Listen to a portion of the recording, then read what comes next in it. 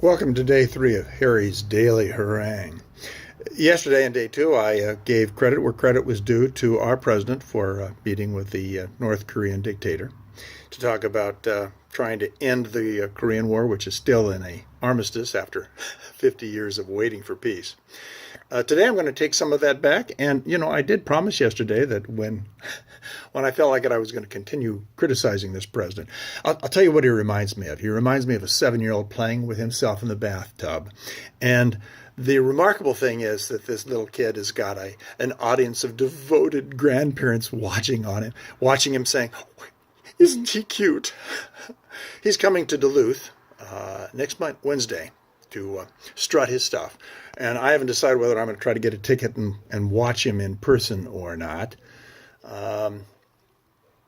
But he will certainly have Pete Stauber on his arm to tell everybody what a great guy Pete Stauber is. Anybody who's up there in the audience looking down in the bathtub watching Donald Trump is sure to be given a warm welcome by this president. Korea reminds me of my childhood. The first image I have of watching a television when we got one in our house was probably about 1955, and it was a picture of an image of a body on a beach, and I think it was Incheon, somewhere in the Koreas. So I knew something was going on in my dim 5, 6-year-old brain, and my uncle Frank was there. He's a little younger than my father, so he came in on the next wave of GIs that went into North Korea, South Korea, and he was never very talkative about that experience. I was a bit of a mystery. He died last year, and I went to see him, and I went there to harass him, ask him all kinds of questions, and he was a character, and he was very good-humored.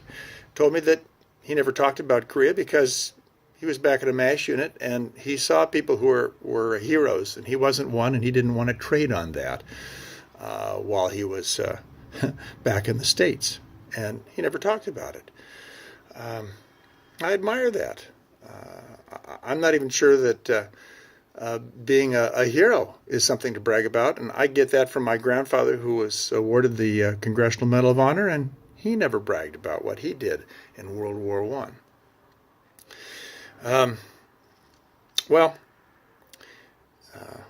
Uncle Frank used to tease me mercilessly about being a Republican. And that was in the Reagan years and the Bush years, when being a Republican didn't seem like it was that outlandish a thing to be if you were prudent and believed in sensible government.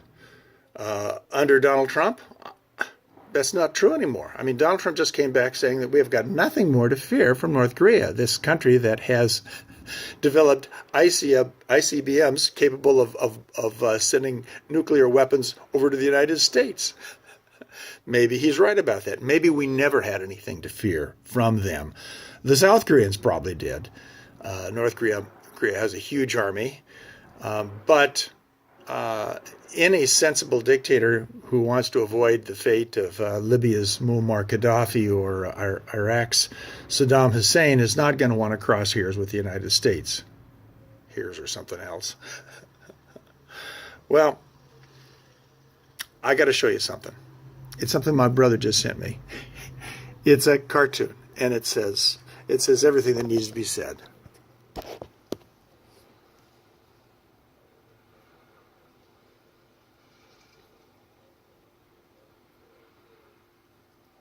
Maybe we need a new president.